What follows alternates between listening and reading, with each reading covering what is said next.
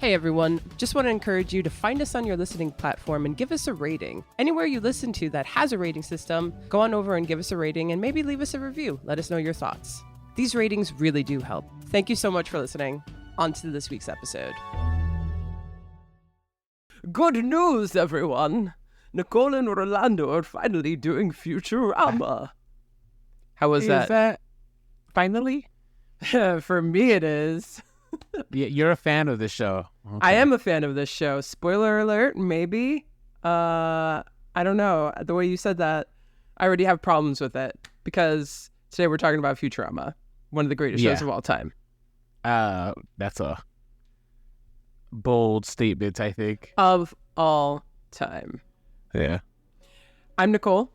And I'm Rolando. And this is Remakes, Reboots, and Revivals. An original podcast about unoriginality.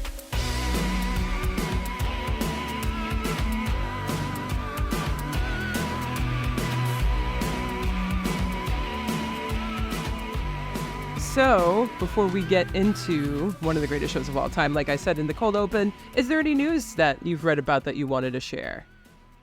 I just want to say thank you to anyone who came out to the Cheers Queers, a trivia night hosted by me and Nicole. Yes. At Corgis. Also give a big shout out to Corgi Spirits and Distillery, and also the Hudson Pride Center for helping us put together the event. We could not have done it without them and without, the people who showed up. So if you're listening, if you're a new listener because of the event, thank you for being there. Thank you for joining us now. And I think that would be the summation of my news. Yeah, that's well said. It was a really fun night. We had like 8 teams, I think. I think 8 teams. And everyone did really well. We only messed up a couple times, but everyone was really patient and understanding with our really general questions that we did only slightly mess up with, if you're getting technical. But yes, thank you. And it was a lot of fun, and I can't wait for us to do it again or have some sort of other event in the area. Mm-hmm. So yeah. Other than that, news-wise, I think the only thing is that it's National Cinema Day this weekend, which is going to be August 27th, where all movies are going to be $4. Rolando, are you going to go to the theater? Probably not. There's nothing you want to see? Maybe Blue Beetle, but I don't know. I'm surprised you haven't seen that already. I had a busy weekend. Well, yeah, busy, winning $600 in Atlantic City. $680 to be exact. Did you get any tax? Did you have to get rid of some of that money for taxes, or you get all of that? I got all of it. Okay, maybe it's $1,000 that then they start taxing you. Maybe, I don't know. Great question. Yeah, well, that's awesome. I'm not a big gambler, so I wouldn't know. Well, I'm sure all of that's just going straight to bills, but congratulations. No, it's not. It's going to... I put it away because I'm putting it for all the fun stuff I want to do in New Orleans in a couple of weekends. You're going to New Orleans again? Yeah. Did I not tell you this? No. Oh, yeah. Eddie and I were going to New Orleans. We're going back to Southern Decadence again. Very fun. Oh, yes. A yearly thing. How cute. Oh, it's our second annual time we were going together. I might cap it at this time and just be like, all right, let's go to other things. Yeah. But it's a fun thing. And, the fun thing about the city is just, there's so much to enjoy in terms of, food and drink. So much. I've never been. Gone there a few times. Yeah. Yeah. You keep mentioning, do you want an invite or something? I'm just saying I've never been. No, this is you guys. Homosexual men. Yeah, no. And you know how they are when they see boobs that aren't on a drag queen. Pissed. They get so pissed. You don't want them on your bad side. I was at the Eagle this one time, and they were just straight with it, just there. It's just yeah. Why would you put yourself in that situation? They don't belong there. No, they don't. Yeah, which is so funny because I see so many men in lesbian bars. The few that we have. So it's kind of wow, y'all are getting uptight, even though every single gay place is yours. Gay men at lesbian bars? Mm-hmm. Really? Mm-hmm. Wow. Mm-hmm. I mean, don't do that either. Don't do that, guys. It's whatever. We're welcoming to everybody, but still. I don't know. I can't imagine the vibe is right for the gay man, the average gay man at a lesbian bar. I assume there's a lot of flannel. Yeah, they definitely are like, it's like Halloween for them. So Maybe Yeah. that's what it is. I'd say taking so. notes on how to be masked. Seriously, take a lesson from a masked lesbian. But all right, so let's get straight into this week's episode. One of the greatest shows of all time. Nay, I say it again. Truly. I'm a huge fan of Futurama, if you haven't figured that out already. Rolando, where are you on this classic animated show? I fair weather fan. I'm not like, I never followed the show religiously. I think I never saw it week to week. It wasn't like one of my favorite shows or go-to animated shows in general. When it got canceled, I was just like, oh, that show was still on the air. I didn't even know. And then it got canceled Which again. time? I was going to say, which time? Yeah. To which my response was just like, who the hell decided to pick that show up again? And now here we are. I think this is the third time, or is this the fourth? I believe officially maybe the third time. Okay. But and I never liked the Futurama movies either that happened in between the cancellations. Yeah, well, then they turned those into episodes. Like, they kind of broke them up and turned them into seasons and stuff.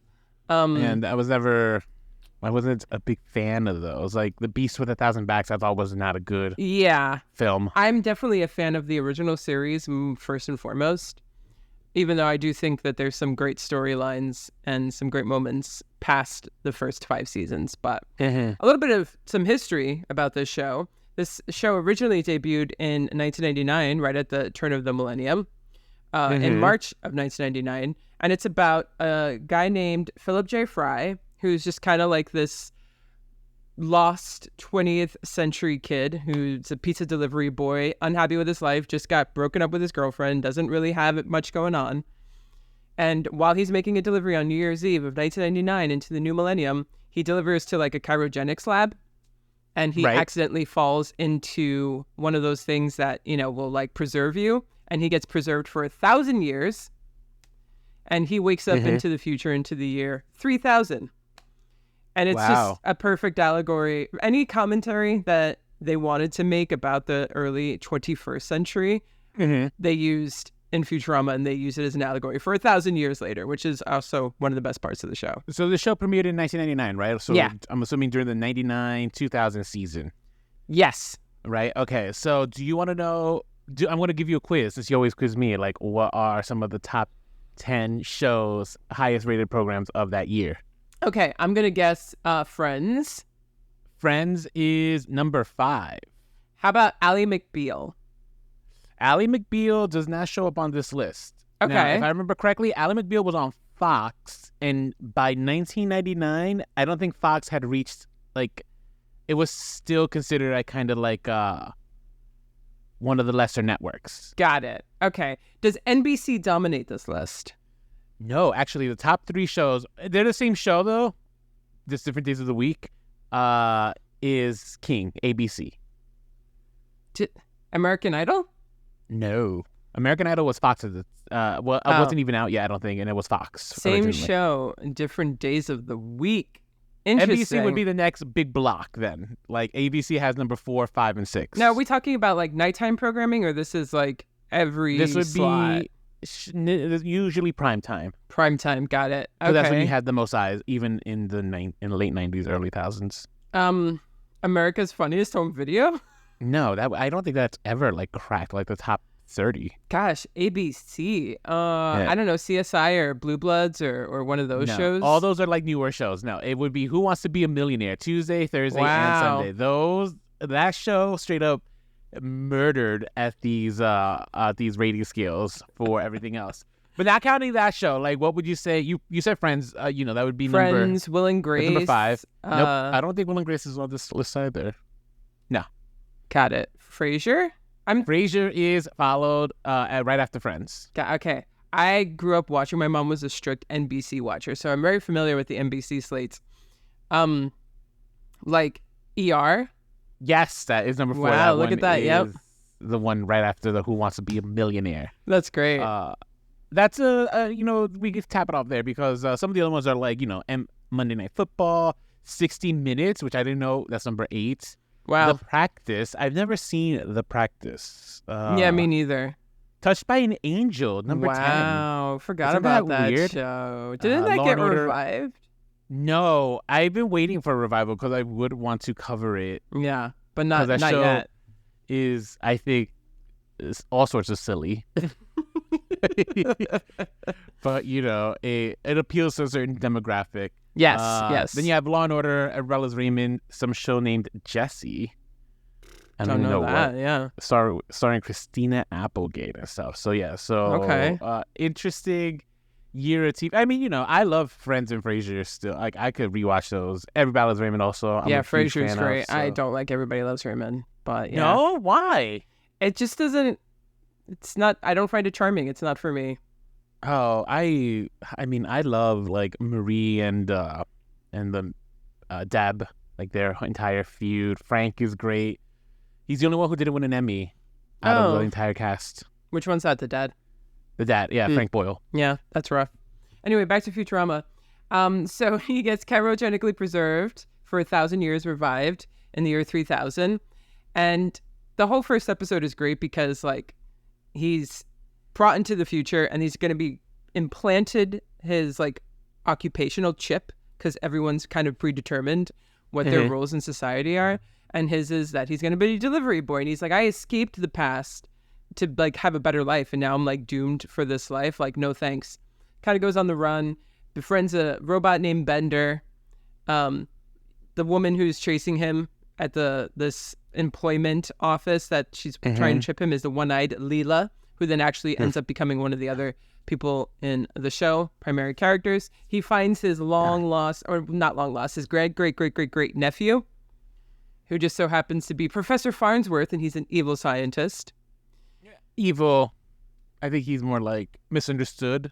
Yeah, well, there are some moments where he's straight up kind of like ill-intentioned, and the people who work for him, which is Hermes, his bureaucratic tax whatever guy. The accountant. The accountant, there you go. The intern, Amy, who's super rich, and Dr. Zoidberg, who is a lobster creature, who is also a doctor who doesn't know what he's doing. What's his role? He's the doctor. Just, yeah. Why does the delivery service need a doctor? I guess because it's very dangerous work. Now, that's the joke at the end of the series when he finds out that, Professor Farnsworth like, come work for me. He's like, what am I going to be? He's like, a delivery boy. And Fright is in process, and he's like, awesome. So he's always just destined to be a delivery boy. And the show's pretty much this episodic show about all of the adventures that this little ragtag team of people have in the year 3000. But again, 3000 mirrored very accurately for what was happening in the early 21st century. Right. Are there any episodes that you can think of that you think did like a really good social commentary? Because that's one of the things that they did really well. I don't know if they did a good social commentary, but there was a really good episode that always comes to mind. Which one? Jurassic Bark. Okay, wait, hold off on that one. Let's do the social commentary episodes because that's a different type of episode that Futurama also does very well, which is the emotional episodes. Sure. So I'm trying to think of a social commentary episode. Nothing in particular comes to mind because... Yeah. So one of my favorite episodes is from season 3 called I Dated a Robot, where Fry buys a robot of Lucy Liu and dates her. And he like forms this whole relationship with her, and he gets like so sucked in. And there's like this whole like educational video that they have for teenagers where it's like, oh, it's really harmful and dangerous for you to fall in love with a robot because they're not real and they can ruin your lives and stuff. And this whole thing was actually an allegory for Napster. But Napster? Yeah, Napster. If you remember Napster, like how you shouldn't like download someone's likeness, in this case their music, and how that's like not good. And like Lucy Liu's like, oh, don't use my likeness for this type of, work. That's not fair to me and all this stuff. But it's so funny because now with Napster being so far in the distance and also like AI kind of being where it is, the episode reads really differently and even more like closer to home with like the intention of the episode, which is kind of like, don't use people's likeness for like your own profit. Like it's like now you can actually like put people in movies or like generate dead people, which is really intriguing and kind of scary. Which is what the Actors Guild is currently striking about. Yeah. Striking, I guess. Yeah. Yeah. So it's crazy how some of them have actually aged better in time. And of course, they do so many episodes where they make fun of really popular media properties. Like when Fry visits the Slurm factory, it's very much like Willy Wonka and the Chocolate Factory. And he finds Which out... one's that one? Slurm is the one. Is that the one owned by Granny? No, that's the drink that he loves. And he finds out that it's actually okay, got it. The pus of a giant worm. Slurms. The giant granny, you mean mom? So in the granny the conglomerate. Yes. Yeah, in the future, everything's owned by one conglomerate named Mom. And she presents herself as like the mom of everyone. And she's a sweet lady, but in reality, she's just like this cunning, evil woman.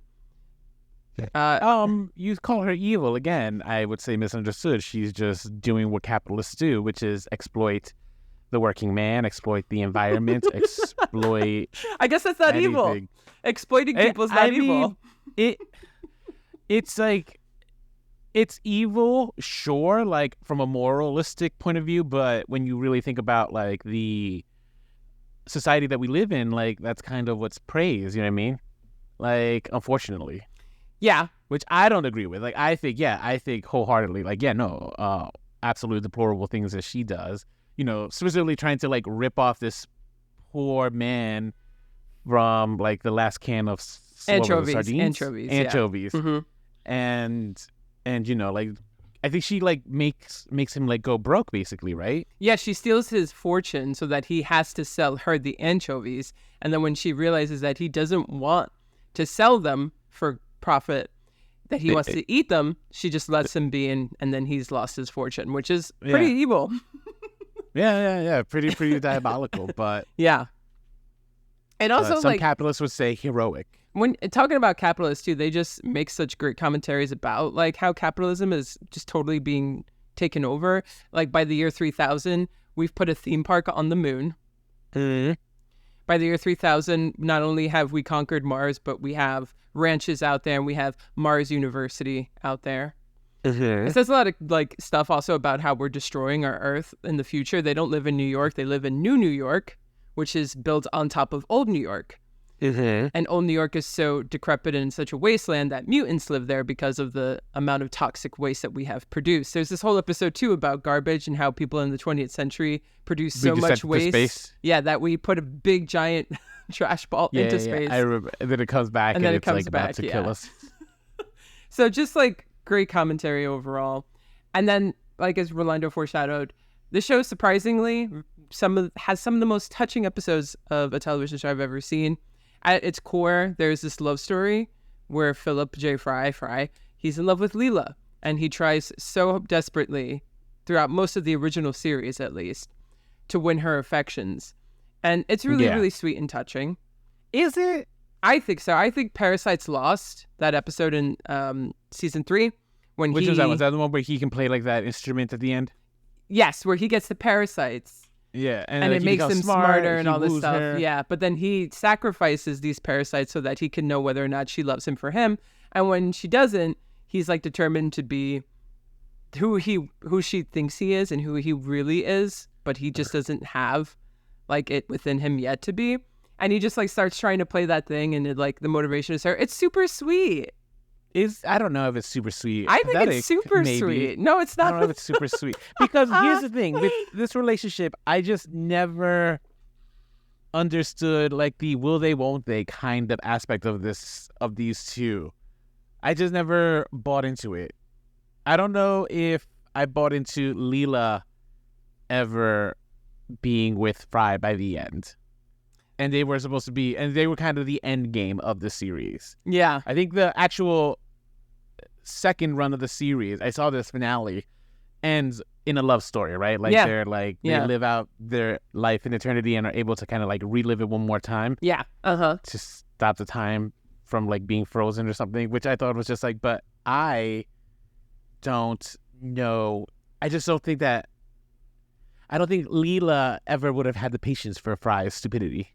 But that's the thing, like, yeah, Fry is a bit immature and he's like a bit dim-witted, but he's so good-natured and he's like gone out of his way multiple times to like, he's sacrificed himself for her. He moved the stars for her. Like, he's done an insane amount of stuff out of love for her. Like, he's so good-hearted and good-natured, and at the end of the day, that's what matters. Like when she wants to change and get surgery to get 2 eyes instead of 1, he's the only one that tells her she's perfect the way she is. Like he appreciates her for who she is. It is her choice. She should be able to get that surgery and have 2 eyes if she should so want. Which she does, but then she realizes that like everyone had a problem who she used to be, and who she used to be there was nothing wrong with. And that was like the thing, like everyone was encouraging her to do it because she'd be finally normal. And could you really love someone with 1 eye? I've never met anyone with 1 eye, but if someone had like an eye patch on them, I could totally love them. Wow. You're shallow, sir. Oh, yeah. It's so shallow. I'm like one of the most shallow people I know. So he's just, and that I think is enough for me to at least fall in love with someone. Like, wow, your heart is there. You're such a good person. You care. That to me is more than other things. I think she should have ended up with Zap Brannigan. You're terrible. Obviously, I'm like, yeah, I'm you're like definitely yanking joking. Yeah, your leg on that one. No, but I do love Zap Brannigan. He is like one of the best characters of this series. Oh yeah, Zap Brannigan, who's kind of like Earth's commander of kind of like a Star Trek Enterprise thing in space. Exactly. And he's an idiot. He's full of shit. He's self-assured. So during the pandemic, the actor Billy West, who does the voice for Fry and he does the voice for Professor Farnsworth, he also does it for Zap Brannigan. He went on Twitter and took all these Trump quotes and said them tweets in Zap Brannigan's voice. They were hilarious. They were so funny. And it's crazy because it's like, wow, is it the writing? Is it the voice? Is it? It's definitely both. It's just Zap Brannigan's Zap Brannigan. He's definitely one of my favorite characters because he's such a tool. And who doesn't love to laugh at a tool? Yeah, no, I agree. Zap Brannigan is a good character. A fun character. Now, outside of the love story, there's other sweet episodes, like when his brother, when he wants to get the lucky like 5-leaf clover or something from like his old house in old New York. Yeah, the one with his brother. They end up on the moon or something, right? Like at the he sees like that there's like this shrine to his brother. He's like, oh my God, he stole my name. He called himself Philip J. Fry and he was the first person on Mars and he has my lucky clover. That's like he's a fraud. But then what he comes to realize is that he actually named his son after his brother. Very sweet episode. The Tarenga Leela episode when we find out, spoiler alert, if you don't want to know this, turn it off now. She's not an alien. The first 3 seasons we believe that she's an alien and that she was abandoned. She in fact was a mutant. And that her parents have been watching her from beneath this whole time. Again, a great episode. And of course, Jurassic fucking Bark. One of the saddest episodes of any show. Just the ending is what makes it sad, I think.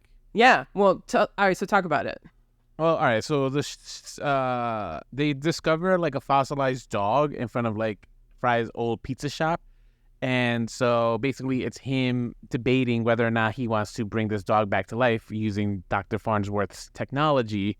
And he comes to find out that this dog, when he had left him, he was like a young dog. Mm-hmm. But by the time this dog died, he was old. And so he just assumes this dog lived a whole life without me and stuff. I don't want to bring him back and like he's not going to know who I am. But then we see this flashback that tells us what his life was. And it was just waiting for Fry, which I think was so depressing. It's obvious. It's like that movie Hachi, I think. Oh yes. I know that movie. I've never seen it, but it's like, but that sequence is so sad. Yeah, and he dies waiting for Fry and stuff. So like, it's a bittersweet ending and stuff.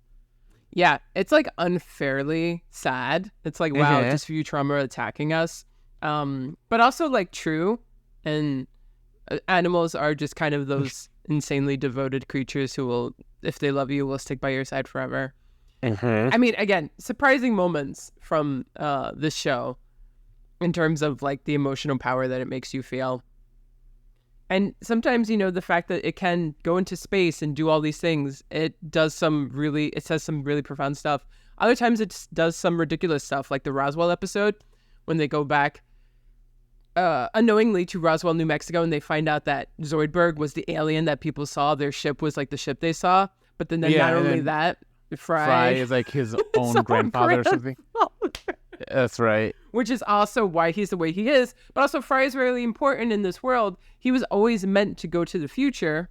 And there's this whole episode there with Leela's pet Nibbler, who explains that like because he went in the past, slept with his grandma and gave birth to his father, he has something unique about his brain. And so like he was always meant to go into the future in order to save the world when the brains would come and try and defeat them. So, and it's interesting too, because they flash back to December 31st, 1999, while he's sitting there, Nibbler kind of goes like, and pushes him in. And if you look, his shadow is actually there in the pilot episode. So the way that everything ties together is just so clever. The show is so clever. You know who's a big fan of this show, surprisingly, and they have their own podcast about it, is Jinx Monsoon. I don't know if you know that. Oh, I didn't know that Jinx Monsoon cares of this show. Yeah, Jinx Monsoon has a whole podcast about it. So too bad they couldn't come on our show, unfortunately. Right. Yeah. I mean, good job reaching out. I know, right? Yeah, I kind of dropped the ball on that one. I made assumptions. So I don't know if I care for Matt Groening animations in general. Yeah, so the thing is that this was created and developed by Matt Groening, who is the creator of The Simpsons. And it's very similar. He also has a third show that was on Netflix called Disenchantment that I didn't really watch, but I know people like it. I do not care for it. Is it the animation style? No, I think it's the storytelling. That's insane, because The Simpsons, I feel the same exact way about. I very much like his team of writers that he gets and the people who I mean, The Simpsons was good at one point. It was. And then it's not. No, well, now it's Zombie Simpsons, and it needs to die. Somebody needs to put a bullet in its head. But, I don't know. It's funny. I don't think I ever have the urge to rewatch The Simpsons. I think I quote The Simpsons on a pretty daily basis, so I'm the exact opposite. Yeah, I know. I judge you for that all the time. I know. It's okay. Among the many other things you judge me for. I would rather rewatch Futurama episodes over The Simpsons. Okay. I can see that. Do with that what you will. Yeah. I mean, first 8 seasons of Simpsons, that's tough. But if you're talking about any other episode of Simpsons, then yeah, I'd rather watch Futurama. Yeah, I think Futurama's just up there. I would rather watch Futurama and The Simpsons before I'd watch, like, a rewatch Bob's Burgers. Oh, no. I think Bob's Burgers is by far the superior of, like, completely disagree. Fox animation shows. I think that's a show that's consistently had, like, a heart that, like, it doesn't... The reason I like Bob's Burgers is because it doesn't need a vulgarity to it that, like, some of these shows kind of, like, use as a crutch. And I actually think that it's a stronger show. Are you meaning like how Bender can be vulgar?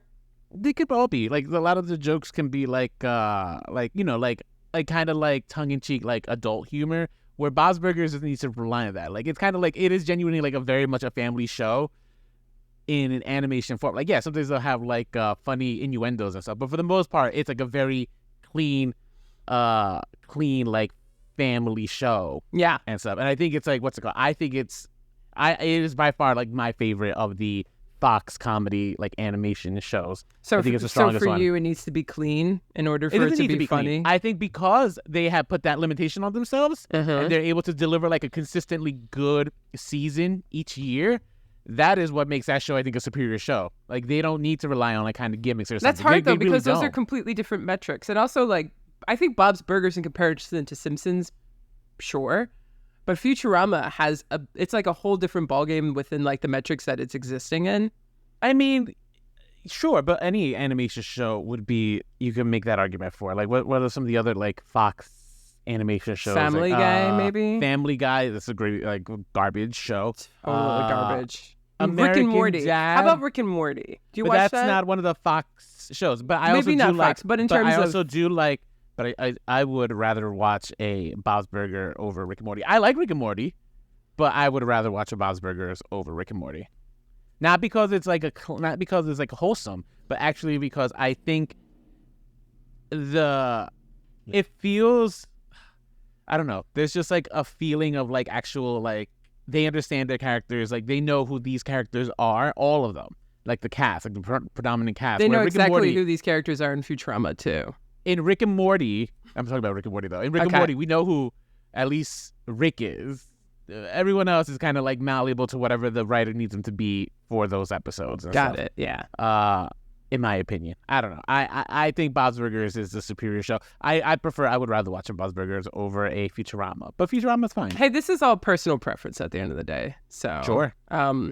So the first 5 seasons were all on Fox, but then it became a Comedy Central show. So like, I think Fox ended up canceling it like halfway through. So there's only 16 episodes to season 5, and it kind of ends abruptly, even though it has that The Devil Has Idle Hands episode where Fry gives up his hands so he could play the holophoner and compose his opera for Leela.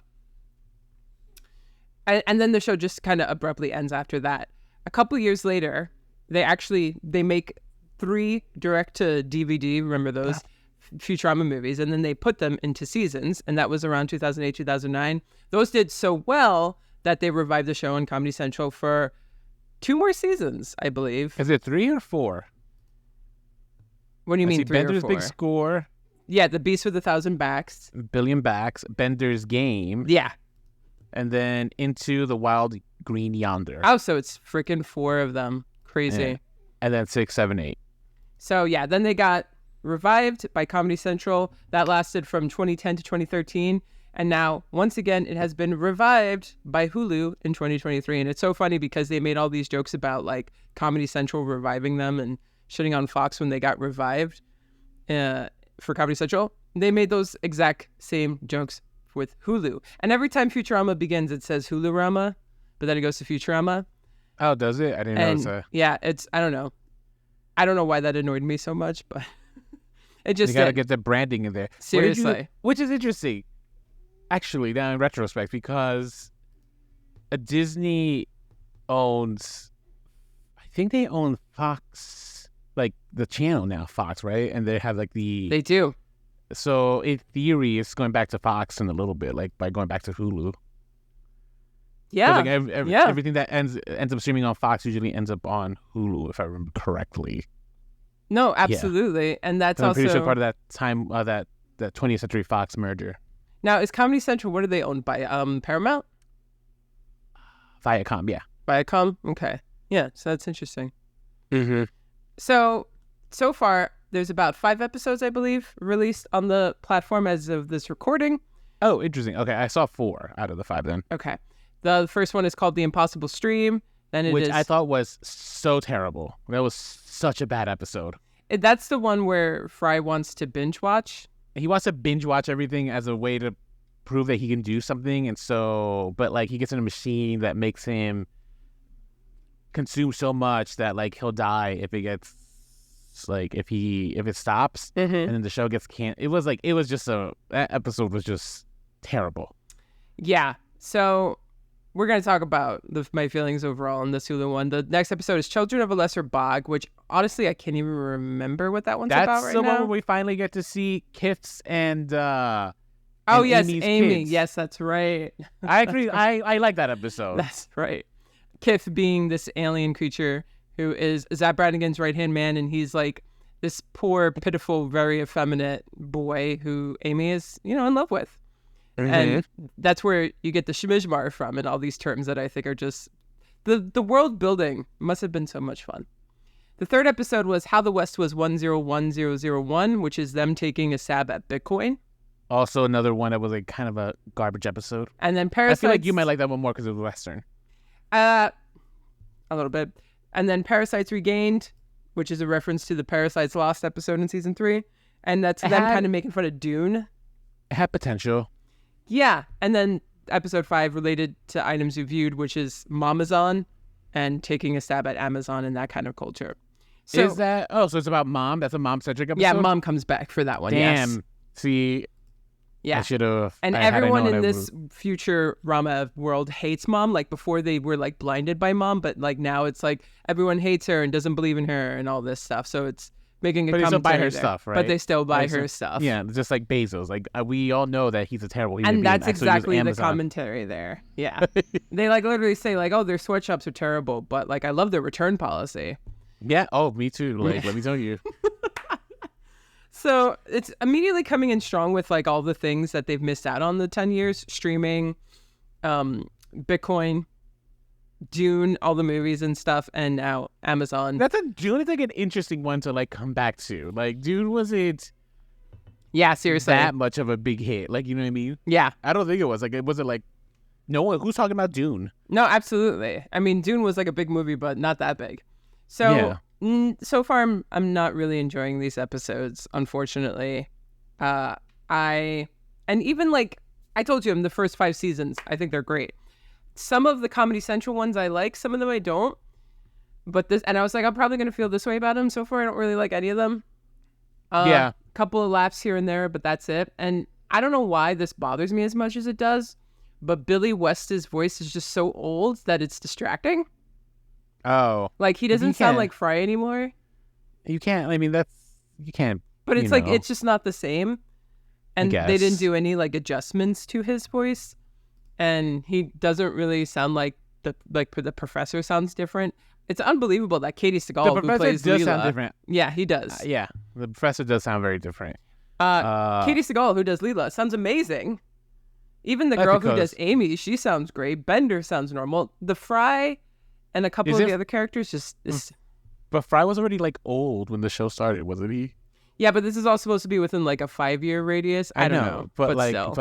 but it's like, how long ago was the show canceled? From the last cancellation, 10 years. Okay, yeah, like he was already like old, and Billy West, like he's famous for doing Doug. He's famous for doing one of the M&Ms in those commercials. Give the man a break. He's pretty famous, but like because Katie Seagal is so pretty young. What, she's like maybe 50 something. I think that's around where Billy is, though. I don't think Billy's that old. I feel Billy was 50 something when like the show started. No. How now old we have to look it up. Is Billy West? West, right? Yes. That's his name? That's his name. He's 71 years old. Holy shit, he's 71. Oh my God, Katie Seagal is 69 years old. Well, then there we go. Look at that. Wow. That's crazy. Good for Katie Seagal. She still looks fucking amazing. Yeah, no, she does. And she sounds great. Yeah, and she's in the Roseanne, the Connors thing. I think she hasn't been on it for a while. Got it. Okay. I think she had like I think she recently had like a surgery that like kind of took her off the show for a little bit in real life. Plus her show got canceled that she was doing where she was like a lawyer. Oh, got it. So I think she was Erin Brockovich. What? Really? Like it was like a show inspired by Erin Brockovich. Well, let's look that up. All I'm going to say is that as a person who really loves this show, it's very disappointing for me because I see that like there's a need in theory to bring back Futurama and like all the different commentaries that you could be making and stuff. But it just also doesn't kind of feel like that we need Futurama. How about that?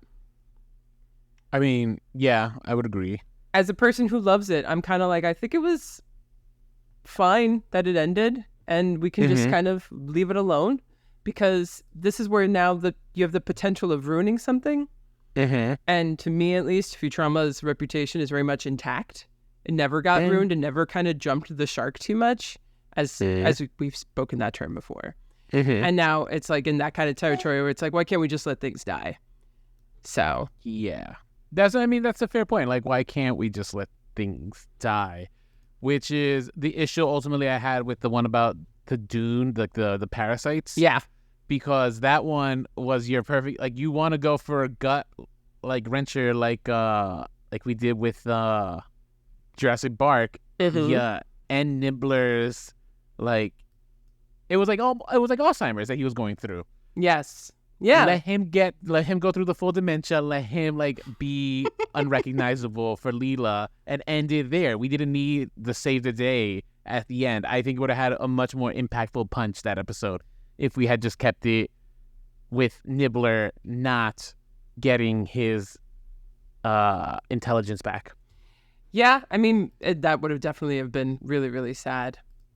I think it's just they're commenting on things that other people have already commented on and are kind of doing better in other platforms, not just TV show. And this is where now the age is starting to show for Futurama because this has existed in a world where like TikTok didn't exist. That's fair. And I'm surprised that they haven't addressed TikTok in the show yet. But they had 20 episodes.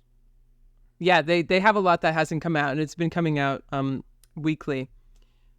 But I feel like I've seen better TikToks that talk about these things or make fun of these things than I have any of these episodes, which is rough. You kind of, but at the same time, you have that to compete with now.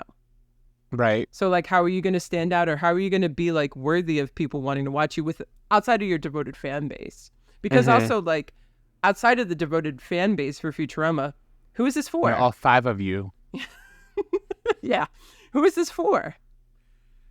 I mean, that's a really good question. I don't know who this revival was for because I don't know. I binged them all. Okay. And I was just like kind of left feeling cold and hollow. I'm just like, ugh. Kind of like after watching a Wes Anderson movie. Okay, maybe true. Yeah. Yeah. I mean, it's pretty, but what the hell was the point? So, and it kind of sucks. Because again, once upon a time, it was able to provide such brilliant social commentary and kind of like even make you think about things. And now it's just kind of boring. I mean, boring for sure. So I already had those kind of negative feelings with Futurama because the movies were so bad. Right? Like the movies were not good. Oh, God. You can give me, and Nicole's giving me like a look being like, how could you, like the movies were just not good. And after the movies, I already kind of like, when they kind of like, we're going to bring it back to Comedy Central. I think how like Comedy Central does this thing where they'll play the same show over and over again? Yes. So like usually, and this is my MO, if I'm in a hotel room or something, like it's either Law and Order SVU on TBS, maybe Futurama. Wow. Okay. You know what I mean? And like I would catch some of the newer episodes and stuff there, and I always would be like, ugh, like what? Like this show isn't good. So by the time this new revival dropped, I already had like this kind of like mediocre feelings for this show, Futurama. So I was curious, like, why are they bringing this show back? Like this show is it even good? Which. Yes, to your point, though, if I think back to the original run of the show, yeah, you're right. The original run of the show is solid. It's an enjoyable show, but because I think they packed on so much garbage at it with all the movies and like the Comedy Central revival that it's just like, for me, I already had like these negative feelings towards it. Okay. So like the new revival being not good, actually, I'll say it's bad. It's not a good revival. Yeah, it's not really good. For me, it feels more like status quo of what I already think of this show. Eesh, yeah. Whereas I'm the opposite, where I'm like, they had some great stuff. They were able to end it beautifully with the Comedy Central thing for those of us who enjoy Fry and Leela's relationship. And they actually give it an ending, like that season 5, abrupt ending. That wasn't an ending. So we got an ending.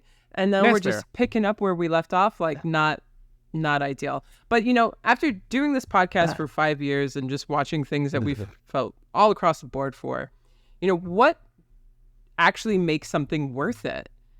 Like, what does it have to do? Because most of the time I'm like, oh, yet another property that's disappointed or that hasn't given me what I exactly wanted from the original.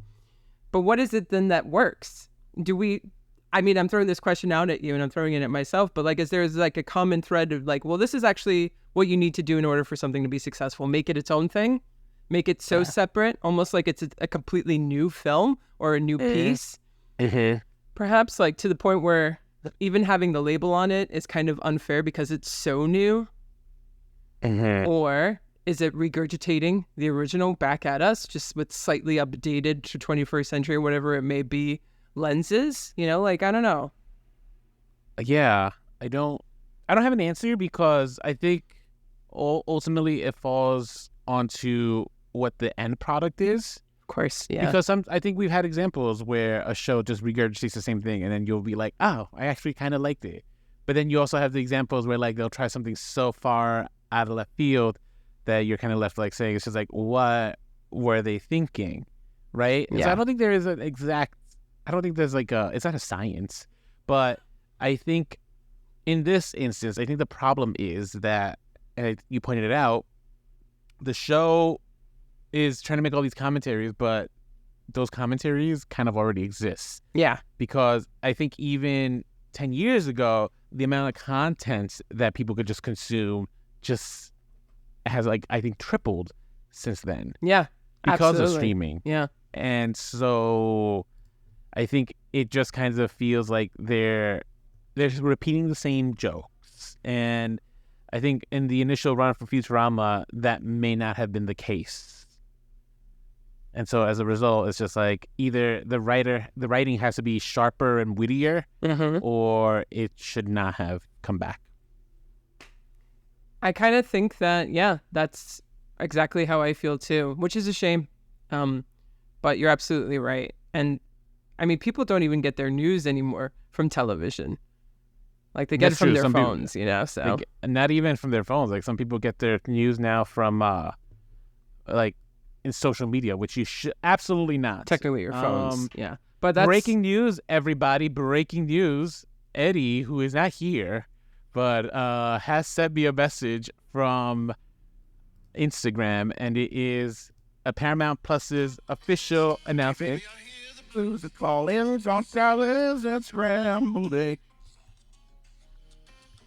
can hear it? I can't hear it now. Well, it is what's it called. They are, it's like the official teaser for Frasier has Oh. re-entered the building. Oh my goodness. Oh gosh. I'm worried. After how I took Futurama, I'm worried. I am, yes, I'm worried too, Yeah. but Dad is dead. I don't think Niles is going to be in it. I don't think he is going to be in it. I think he's already said he's not. Neither is the woman who plays Daphne. And they're in a whole different city. Yep. But hey. In this show's defense, when they made the spinoff for Frasier, like they completely took this character, Frasier Crane, and just redid him however they wanted to fit like this show. So maybe they'll have luck of maybe lightning strikes again. Maybe. And stuff. I think BB Newworth though is confirmed to be returning. Wow. Okay. So And I will happily watch a show with BB Newworth and Kelsey Grammer. wow. That's our breaking news, guys. Let's hold our breath on that one. Is there anything more you want to say about Futurama? No. Yeah, I kind of feel like I gave it all the praise that I possibly could, but I was honest about the fact that this one doesn't work. So I'm sorry, Disney, but not having the best year, guys. You really aren't. So What? They gave us The Little Mermaid. and that's it. No, I feel like they've given us The Haunted Mansion. Need not. Yeah, well, the that box was office draw, was such a flop for them. They lost so much which money. is a shame because I Yeah. actually think it's just. I think it'll do better with streaming. I'm gonna actually watch it with my girlfriend on Disney Plus when it comes out. Yeah, I think it was ultimately a very, very fun watch. It understood. Yeah. What it was trying to do and like it accomplished it. It just didn't. It just Financially, they're just not. Warner Brothers is able to save themselves because of Barbie Oh, just because of Barbie, they've had so many flops though. and Oppenheimer. That's not Warner Brothers. What is Oppenheimer? Universal? I think it is Universal. In fact, Is it that's a whole Christopher big Nolan typically it Warner Brothers? used to be, but he's no Wow. longer, and that's why Barbie pitted. That's why Warner Brothers pitted. I think whichever studio is, I think it is Universal, maybe Sony. Whatever studio had Oppenheimer intentionally picked it to go up against like what they assume would be Warner Brothers like big draw Yeah. to try to make a competition out of it, almost like a fuck you, because I think Warner Brothers left this guy Christopher Nolan left Warner Brothers on bad terms. I think it was because of Tenet, because of the way it was released.